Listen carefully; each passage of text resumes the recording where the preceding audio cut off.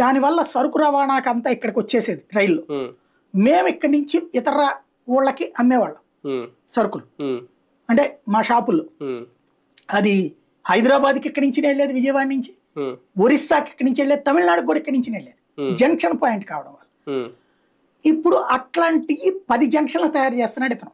పోర్టులు, Vizag junction, Kakinada junction, లేకపోతే మన ఇది రామాయపట్నం జంక్షన్, ఇట్లాంటి ఈ పోర్టులు వచ్చినప్పుడు, దాంతోపాటు ఫిషింగ్ హార్బర్లు వచ్చినప్పుడు ఒక తరహా సిస్టమ్ వస్తుంది.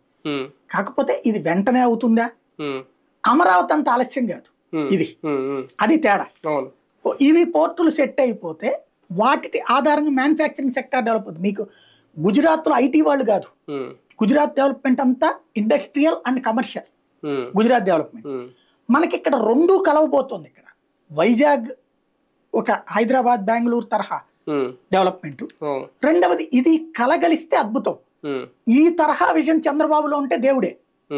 ఇప్పుడు ఇక్కడ కనబడుతున్న సమస్యల్లో ఏంటంటే చంద్రబాబు గారే విశాఖపట్నం అని చెప్తూ ఇది రెండు చేస్తానంటే ఫస్ట్ నేనే యాక్సెప్ట్ చేస్తా. ఈయన